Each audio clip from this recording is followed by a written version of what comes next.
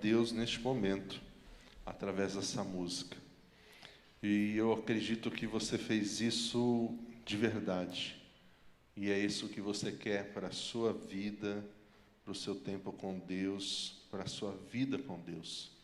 Você que está com sua Bíblia, seja no aplicativo, seja impressa, eu quero convidar você a abrir sua Bíblia lá em Joel, capítulo 2. Hoje a gente vai falar um pouquinho sobre arrependimento e entender o que de fato é o arrependimento. Será que o arrependimento ele é só um remorso ou ele envolve mudança? Pode colocar, por favor. Joel, capítulo 2. Depois eu quero convidar você a ler esse texto na sua casa. Esse capítulo 2 de Joel, ele é um convite para o arrependimento, já que o dia do Senhor ele se aproxima. Quando a gente lê o livro de Joel, nós vamos ver Deus chamando esse povo a um arrependimento. Uma calamidade alcançou a nação, uma calamidade natural. Eles foram invadidos por gafanhotos, e esses gafanhotos trouxeram destruição. Esses gafanhotos trouxeram fome devastadora.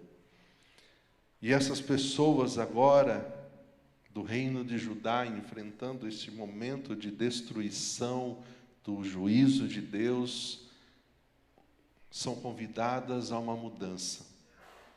E quando a gente pensa em arrependimento, a gente tem que parar e observar. Na minha vida, eu de fato estou vivendo arrependimento ou é só um sentimento de remorso? É só uma tristeza profunda por algo que eu fui descoberto, que eu fiz, mas que passa rapidamente e logo eu estou fazendo de novo. Segunda, nós tivemos aqui a formatura dos cursos, que tempo especial. E nós tivemos aqui uma esposa falando que no curso de Casados para Sempre, ela aprendeu que ela não pode mais comprar nada escondido do marido, porque ela comprava as coisas escondidas do marido. Tinha aquele remorso porque ela fez errado, mas estava de novo fazendo. Eu sei que aqui nenhuma irmã faz isso. Você não precisa fazer o curso, porque você não faz isso. Mas vai que alguém tem feito isso. Mas é aquele sentimento, aquela tristeza profunda, não devia ter feito, não devia ter comprado, não devia ter tido atitude. Há um sentimento, há uma tristeza, há um choro, mas passa e a gente está de novo fazendo a mesma coisa. Então o remorso é muito diferente do arrependimento que leva à mudança, à transformação. Dizem que é uma tribo de índios no Guatemala, que eles têm uma palavra muito boa para arrependimento. A palavra que eles usam para arrependimento é dói meu coração. Então, quando eles falam de arrependimento, eles lembram que arrependimento para essa tribo indígena é algo que dói o coração deles. Numa outra tribo indígena na África, no interior da África, arrependimento, o vocábulo lá já é diferente. O vocábulo deles é, dói tanto que eu quero desistir disso. Quando fala de arrependimento para essa tribo indígena do interior da África, arrependimento é algo que dói tanto que eu quero deixar isso de lado. Eu quero deixar de fazer isso. E de fato esse é o sentido do arrependimento. É mudança. É transformação. É algo que eu não quero mais fazer. É algo que eu não quero mais repetir. É desistir de fazer o que estava sendo feito. É desistir de fazer o que eu estava fazendo. É mudança. E é isso que Joel convida aquela nação a fazer. O nome Joel significa o Senhor é Deus. A gente sabe pouco sobre Joel. A gente sabe pouco sobre o período histórico que eles estavam vivendo. Mas o tema tratado no livro de Joel é o julgamento de Deus contra essa nação. E esse julgamento veio com uma praga de gafanhotos, que trouxe destruição, assolação, uma grande tragédia para aquelas pessoas.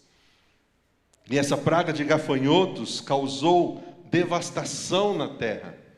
E diante de toda aquela tragédia, Deus traz a eles um convite. que é um convite não só para aquela nação, que é um convite para mim e para você hoje. Porque hoje se fala pouco sobre arrependimento. Não é mais algo que está em moda. Falar de arrependimento. Falar de nós mudarmos atitudes e comportamentos que ferem a Deus, que ferem pessoas que estão ao nosso redor. Mas nós precisamos entender que, da mesma forma como Deus permitiu aquela praga de gafanhotos e aquele povo sofreu por conta da sua desobediência, do seu pecado, eu e você hoje, se nós não vivermos um verdadeiro arrependimento, podemos também viver a consequência das nossas escolhas, dos nossos erros, dos nossos pecados, mas não porque Deus é injusto, porque nós escolhemos viver uma vida longe da direção e da orientação de Deus. Portanto, o profeta Joel prega sobre arrependimento. Hoje não é muito popular falar sobre arrependimento. É uma palavra que está perdendo, saindo de moda. Mas Joel fala sobre isso, sobre o arrependimento. O arrependimento que é mudança e que não é remorso, que é transformação e não é só um sentimento de tristeza que vem e que depois vai embora e eu estou de novo fazendo a mesma coisa. E quando a gente olha as Escrituras, a gente vê dois personagens que mostram arrependimento verdadeiro e remorso de uma forma muito clara. Judas, que traiu Jesus, ele sentiu um grande remorso, não um verdadeiro arrependimento. Por isso ele foi lá devolver as moedas, em primeiro momento se entristeceu pelo que havia feito, pela traição, mas ele só tinha remorso, porque o remorso leva para a morte. Ele tirou a sua própria vida. O arrependimento, ele sempre traz vida, ele traz restauração, ele traz cura. E aí nós temos Pedro, que nega Jesus, mas que na confrontação com o mestre, ele de fato se arrepende e se torna um grande líder da igreja, porque não estava focado no sentimento do remorso, mas do arrependimento. E quando nós vemos o profeta Joel convidando aquele povo ao arrependimento, nós vamos ver que esse arrependimento é resultado de uma contrição, de quebrantamento. Não há um arrependimento verdadeiro enquanto eu não reconheço a minha real situação diante de Deus. Sou pecador. Sou miserável pecador. Os meus pecados me afastam de Deus. Eu preciso dessa graça, eu preciso desse amor, eu preciso desse perdão. Portanto, olha esse texto, capítulo 2 de Joel. Por isso o Senhor, ele diz: voltem para mim com o coração dividido. Não é o que está no texto? Voltem para mim de todo o coração, sem nenhuma divisão, sem nenhuma dúvida. Voltem para mim de todo o coração. Venham a mim com jejum, com choro, com lamento. Deveria existir neles contrição, quebrantamento, arrependimento de verdade. Não tem como ter isso e ser só um remorso. Era um arrependimento, era mudança, era transformação. É o que Deus convidava aquele povo a viver, mesmo diante da tragédia que eles estavam vivendo. Não rasguem as roupas em sinal de tristeza. Eu quero que vocês rasguem o coração. Mudem as atitudes. Não é coisas externas que eu quero mudança interna. Eu quero transformação de dentro para fora. Eu quero mudança de verdade. É o que Deus convida aquele povo. Voltem para o Senhor, o seu Deus, porque esse Deus que convida vocês a rasgarem o coração e não as vestes, Ele é misericordioso, Ele é compassivo. Eu e você não merecemos o perdão, não merecemos a paz com Deus, não merecemos as bênçãos de Deus, mas esse Deus, ele é tão misericordioso que Ele não olha os nossos pecados, Ele simplesmente perdoa os nossos pecados e nos dá a sua graça. Ele é lento para se irar e Ele é cheio de amor e está sempre pronto a voltar atrás e não nos castigar. Joel convida aquela nação a um tempo de contrição, de quebrantamento. E ninguém podia ficar de fora. Esse é um convite para as pessoas da melhor idade, para os moços, para os sacerdotes, para os jovens, para as crianças, para os ricos, para os pobres. Eram para todas as pessoas. E principalmente para os líderes naquela época. porque estavam deixando a sua função de sacerdotes e de fazer o que eles tinham que fazer como líderes. E Deus conclama aquelas pessoas então ao arrependimento. É muito mais fácil a gente tentar achar a culpa no outro e colocar a culpa no outro do que olhar para nós e ver quais são as falhas, quais são os erros, quais são as coisas que eu preciso mudar. É muito fácil no casamento a gente olhar o erro do outro, do que a esposa, o esposo precisa mudar, do que a gente olhar o que eu posso fazer para tornar o casamento melhor. Nós somos levados a isso, a sempre olhar para o outro. Sofremos como Adão e Eva no jardim do Éden. Não fui eu que pequei, Senhor, foi a serpente, ela me deu o fruto, foi ela a culpada. Adão, não foi eu, Senhor, foi a mulher que o Senhor me deu, por isso eu pequei. E a gente continua repetindo isso, não fui eu.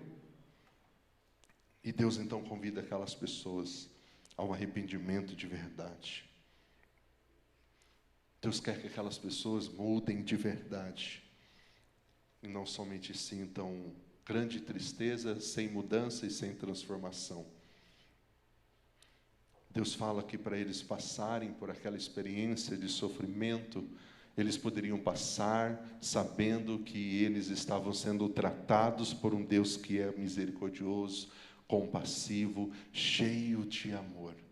Permitiu a tragédia, permitiu os gafanhotos, mas está dizendo àquelas pessoas, eu continuo amando vocês, e eu estou tratando vocês, eu estou corrigindo vocês porque eu amo vocês.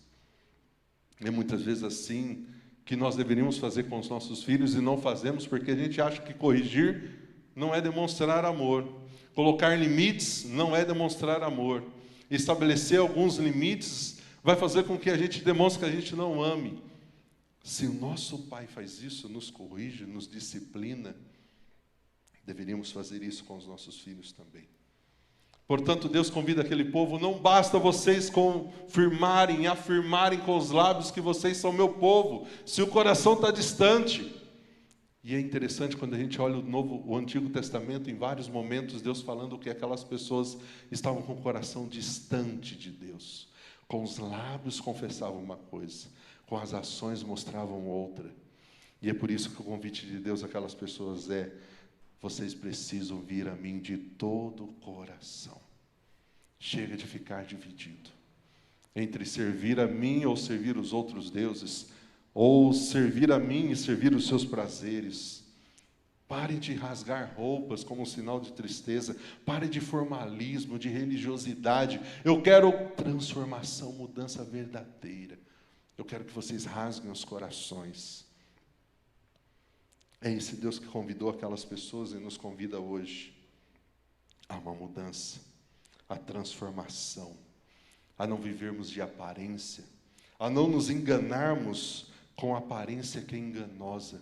Porque diante de Deus a gente não consegue enganar e ser quem a gente não é. Cuidado com a religiosidade sem cristianismo. Cuidado com o comportamento mudado somente pelo conhecimento, pelo aprendizado e não pela ação sobrenatural de Deus. Cuidado com isso. A segunda coisa que a gente vê nesse convite de Joel àquela nação é que o arrependimento ele traz ação curadora de Deus.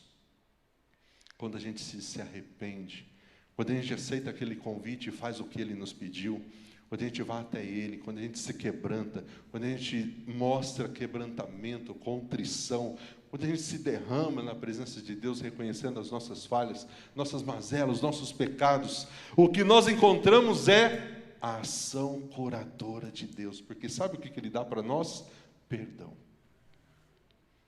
Ele dá restauração. Ele dá mudança. Infelizmente, hoje, dependendo do que você abre, do que você compartilha com pessoas, você vai ter pessoas que não vão agir para curar você, mas para apontar o dedo dos seus defeitos, das suas falhas. Olha lá o que você fez. Olha a pessoa que você é. E o diabo já tem feito isso, porque ele é o nosso acusador. E ele nos acusa. Ele nos atormenta, Ele traz sobre nós culpa, Ele traz sobre nós aquele sentimento de que nós não fomos perdoados, de que quando a gente cai em pecado é porque a gente não está sendo esse crente que deveríamos ser. Mas Deus não age dessa forma. Quando a gente vai até Ele com o coração quebrantado e contrito, Ele traz cura.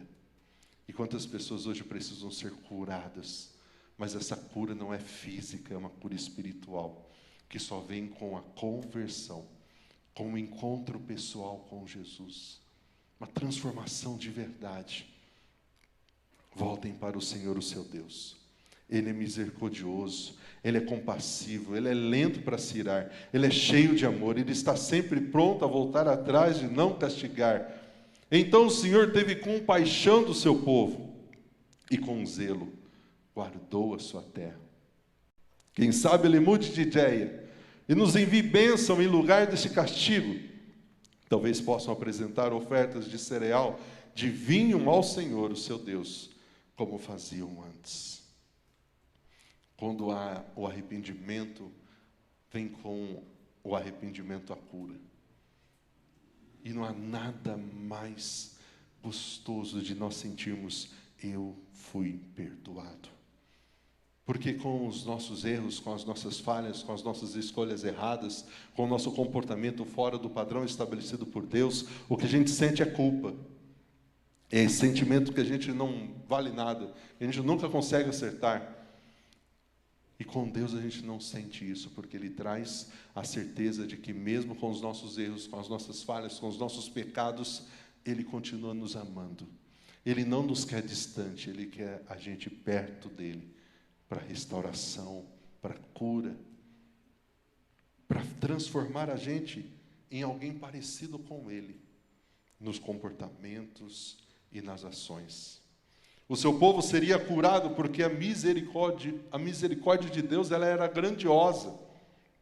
E o amor é sempre o curativo, a terapia mais importante que a gente pode experimentar, principalmente quando ela vem de Deus.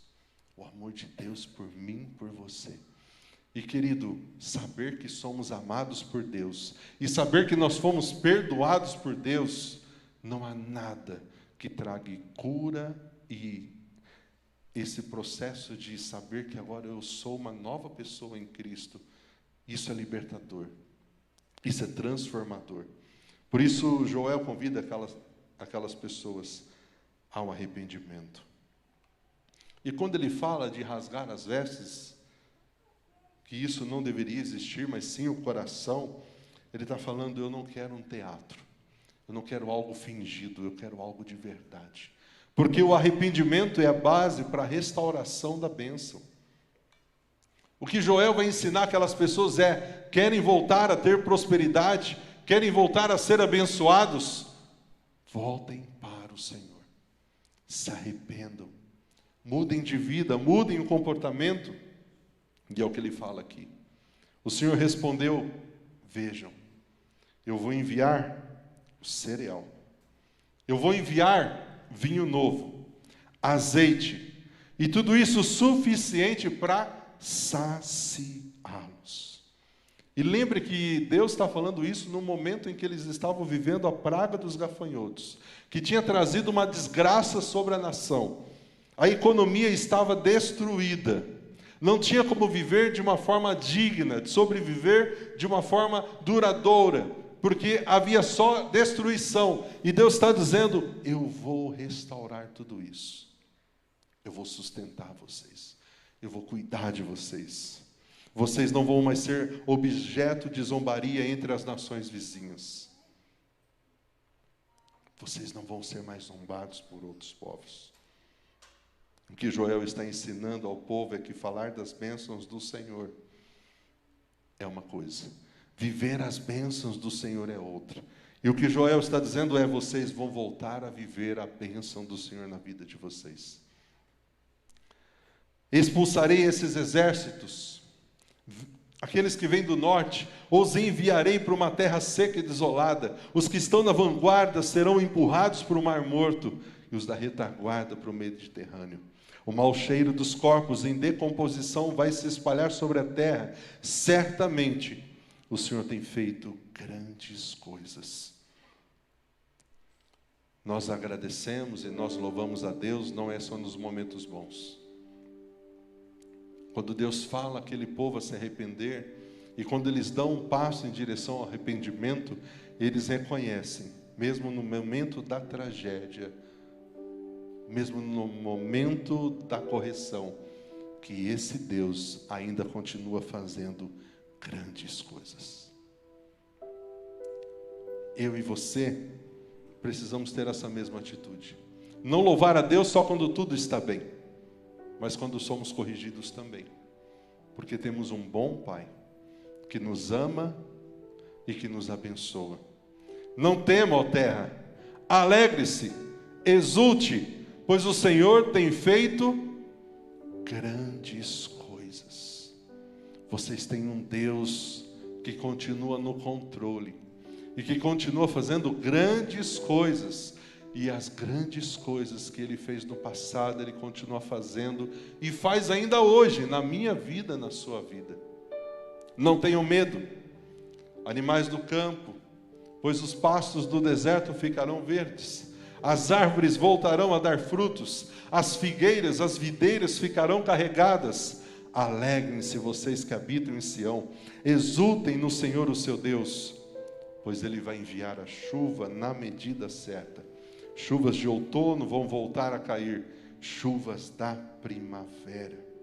As eiras voltarão a se encher de trigo, os tanques de prensar transbordarão de vinho novo e azeite. Eu vou devolver o que perderam por causa dos gafanhotos migradores. Eu vou devolver o que vocês perderam por causa dos salteadores, dos destruidores, dos cortadores. Enviarei esse grande exército devastador contra vocês. Eu enviei. E vocês voltarão a ter alimento, até se saciar, e louvarão ao Senhor, o seu Deus. Porque o Deus deste povo é um Deus que faz milagres em seu favor. E vocês nunca mais serão envergonhados. E o último versículo 27 diz: então vocês vão saber, eu estou no meio de Israel. Eu sou o Senhor, o seu Deus. Não há nenhum outro. Nunca mais o meu povo será envergonhado. Deus está dizendo, eu vou derramar bênçãos novamente sobre vocês. Mas o primeiro passo é arrependimento. É mudança. É transformação. É olhar para nós e entender quanto nós precisamos desse Deus. E o quanto somos dependentes dEle. E como nós não somos nada sem Ele. É entender que mesmo diante do momento difícil, Ele continua em nosso meio, fazendo grandes coisas, operando maravilhas. Querido, nessa noite Deus nos convida a nós voltarmos para Ele. Eu não sei se você se lembra como você vivenciou os primeiros momentos depois que você aceitou Cristo como o Senhor da sua vida. Eu lembro na minha vida como era. Aquele desejo de ler a palavra, aquele desejo de estar orando, de estar na igreja, de estar servindo, de estar fazendo. Por que só naquele momento a gente pode resgatar isso? É como no casamento. Por que a gente perde de estar junto, de estar curtindo um ao outro, de estar alimentando o amor? Por que a gente perde isso? Esse convite é para mim e para você. Voltem. Voltem. Arrependam-se. E cada um aqui sabe quais são as áreas e quais são os pecados que diariamente vêm nos convidar para que a gente se afaste do Senhor. Para que a gente venha alimentar essa carne pecaminosa, inclinada para o pecado, e a gente se distancia de Deus. E Deus está dizendo para mim e para você, olha, é muito importante você estar aqui. É muito importante você cantar, você levantar as mãos. É muito importante você ter esse momento de comunhão, servir. Mas muito mais do que rasgar as vestes, eu quero que vocês se entreguem de todo o coração. Não fiquem mais divididos. Que seja uma entrega e uma rendição completa, sem reservas. É o que Deus quer de mim, é o que Deus quer de você. Portanto, Saiba diferenciar na sua vida quando de fato você está arrependido e quando é só um remorso. O arrependimento gera mudança. Ele nos muda. Ele nos transforma. Ele faz a gente ser diferente. Ele faz a gente ter atitudes diferentes. E o que Deus quer de mim e de você não é remorso, é arrependimento, é contrição, é quebrantamento. E a gente faz isso quando a gente se oferece, quando a gente se rende, quando a gente reconhece que nós estamos rendidos, prostrados aos pés dele. Vamos nos colocar em pé? Eu quero que você faça desse cântico a sua oração. Deus, eu entendo que há coisas da minha vida que precisam ser mudadas. Eu entendo que há coisas da minha vida que têm me afastado e me convidado para me afastar do Senhor. E eu quero estar cada vez mais perto de Ti. Eu quero aceitar esse convite. Eu quero buscar ao Senhor de todo o coração. Eu quero me arrepender daquilo que me afasta de Ti. Mas para isso a gente precisa se render, se prostrar. Saiba que Deus, quando nos convida a fazer isso, Ele não é um juiz, alguém que está apontando o dedo para os nossos erros. Ele é aquele Pai que está de braços abertos para nos abraçar, nos beijar e nos perdoar. Restaurar a nossa relação que foi quebrada por conta do pecado. Portanto, faça desse cântico